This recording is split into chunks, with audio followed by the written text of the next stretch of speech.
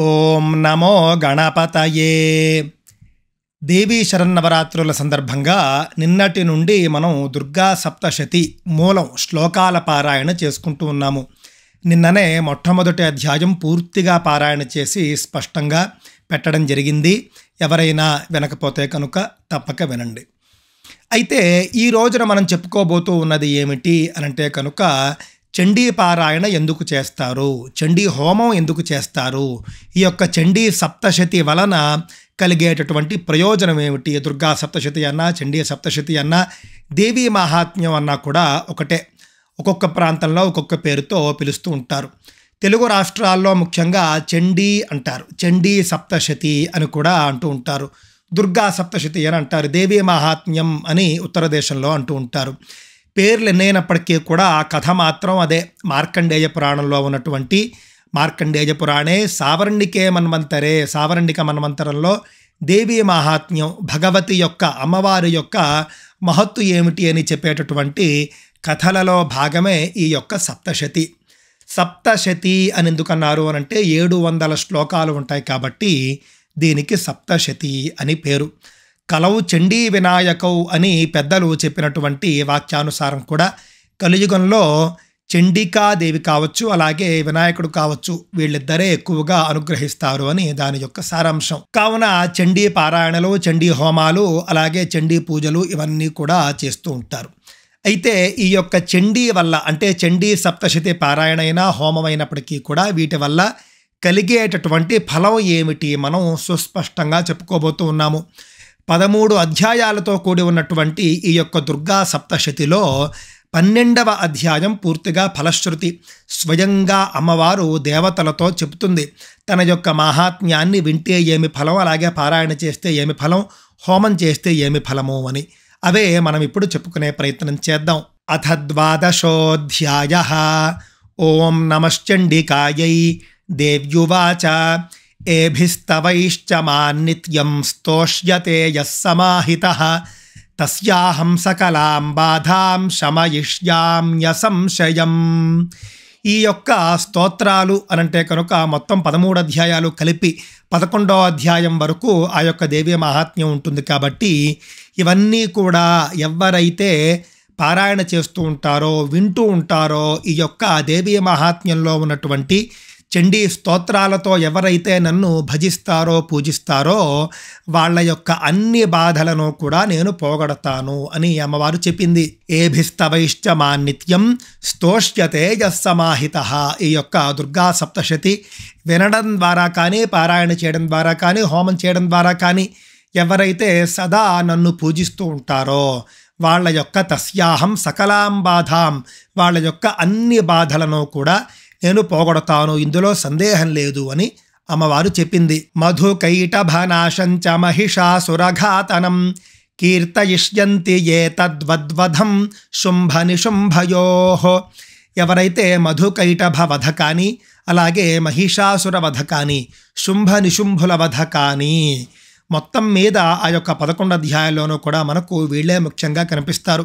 మిగిలిన వాళ్ళంతా కూడా వీళ్ళ మంత్రులో, వీళ్ళ సైన్యాధ్యక్షులో తప్పితే వేరే కాదు. కావున వీళ్ళ యొక్క వధ చేసినటువంటి ఆ యొక్క కథనాన్ని ఎవరైతే పారాయణ చేస్తారో, లేకపోతే వింటారో, లేకపోతే హోమం చేస్తారో, ఆయా పారాయణలన్నీ కూడా అష్టమి నాడు కానీ, అష్టమ్యాం వా చతుర్దశ్యాం, చతుర్దశి నాడు కానీ, నవమ్యాం వా నవమి నాడు కానీ సమాహితః శ్రోష్యంతి చైవయే భక్త్యా మమ మాహాత్మ్యముత్తమం. ముఖ్యంగా వినడాన్నే చెప్పారు.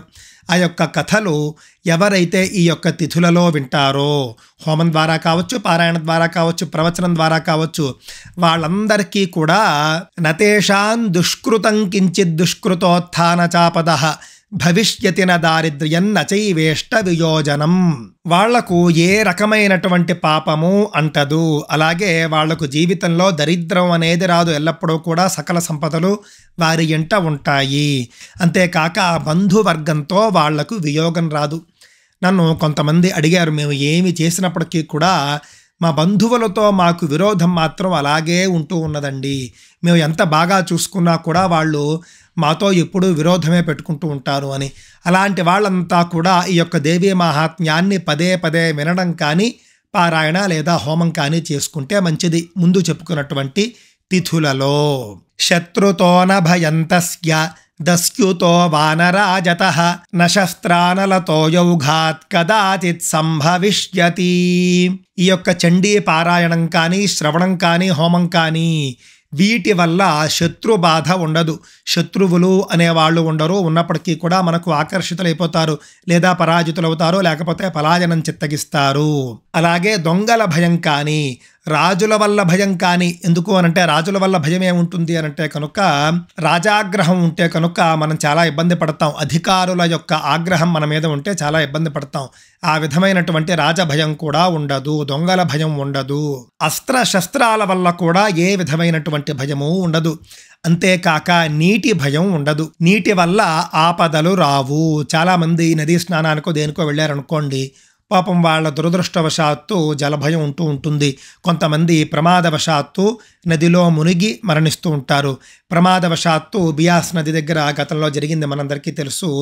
ఆ విధంగా అనుకోని ఆపదలేవి కూడా నీటి వల్ల రావు.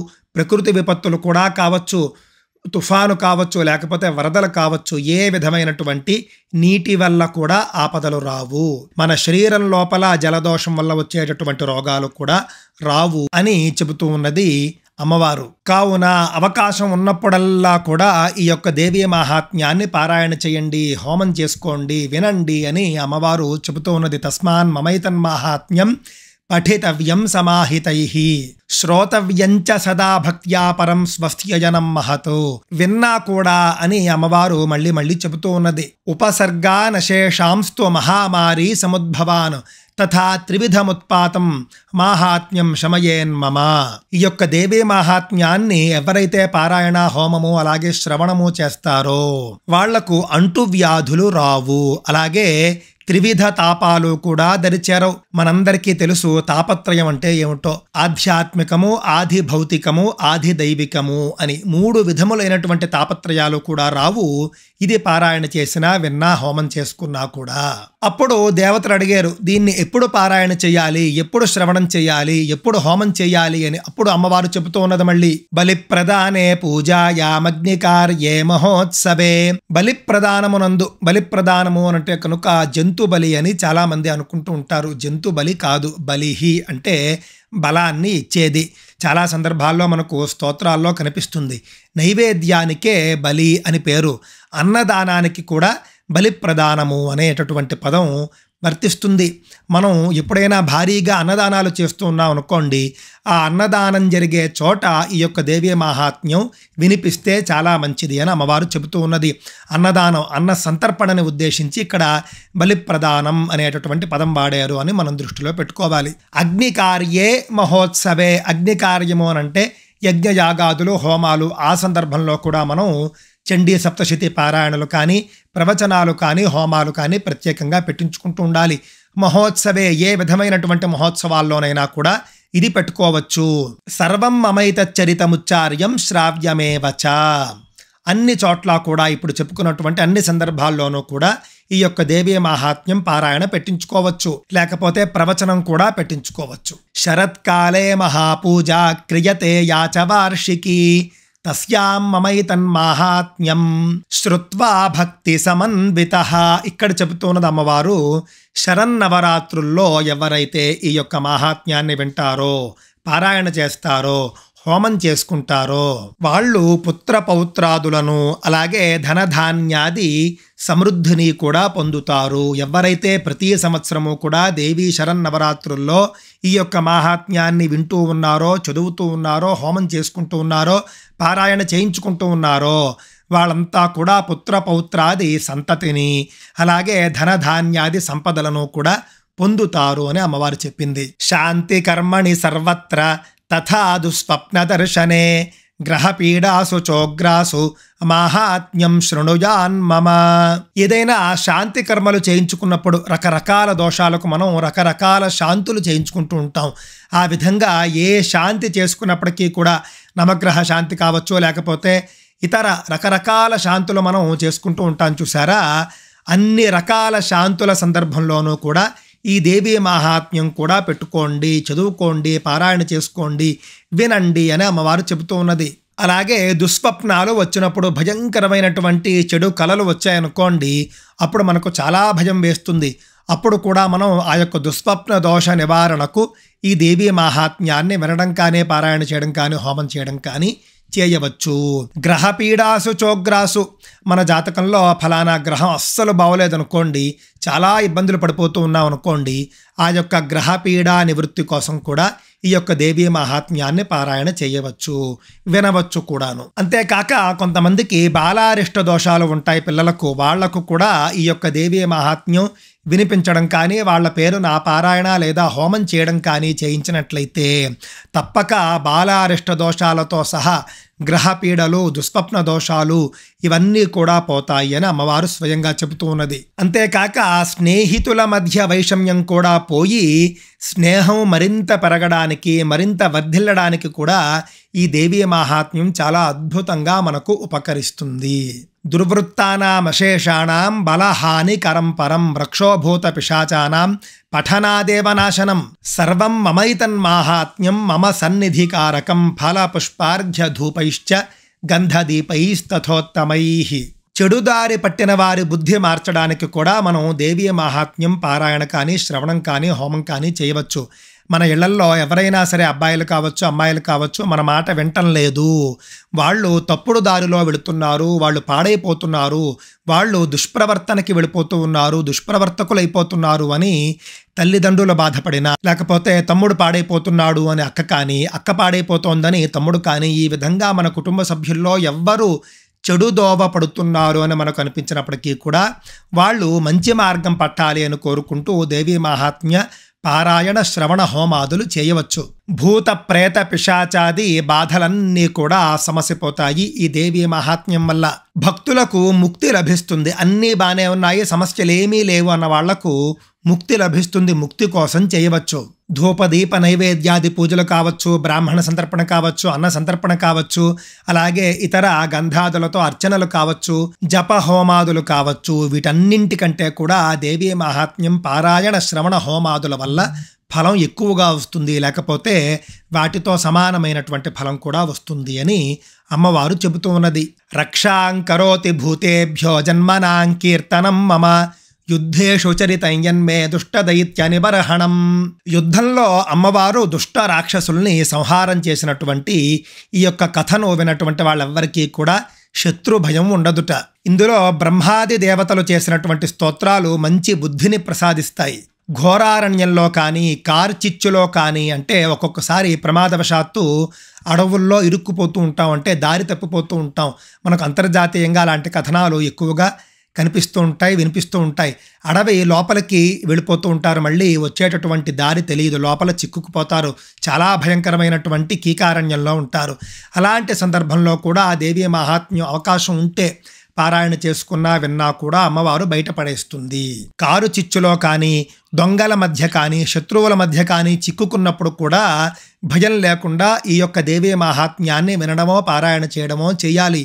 అప్పుడు ఆ యొక్క ఆపదల నుండి మనకు విముక్తి కలుగుతుంది. క్రూర మృగాల బారిన పడేటటువంటి సందర్భంలో కూడా, మనకి ఎక్కడో దగ్గరలో క్రూర మృగాలు ఉన్నాయి, మనం తప్పించుకునే అవకాశం కూడా లేనప్పుడు ఆ యొక్క అమ్మవారిని మనం ఈ యొక్క దేవీ మహాత్మ్యం చేత మనం స్తుతిస్తే కూడా అమ్మవారు తప్పక అనుగ్రహిస్తుంది. భక్తి చాలా ముఖ్యం. రాజాగ్రహానికి గురైనప్పుడు కానీ, మరణశిక్ష విధించబడినప్పుడు కానీ, మహాసముద్రం మధ్యలో కానీ, తుఫానులో కానీ చిక్కుకున్నప్పుడు, ఈ అన్ని సందర్భాల్లోనూ కూడా దేవీ మహాత్మ్యాన్ని వినడము, పారాయణ చేయడము మనకు చాలా అద్భుతంగా ఉపకరిస్తుంది. ఏ విధమైనటువంటి ఘోర విపత్తులు సంభవించినా కూడా దేవీ మహాత్మ్యం వల్ల ఆ యొక్క విపత్తుల నుండి మనం తప్పకుండా బయటపడతాము.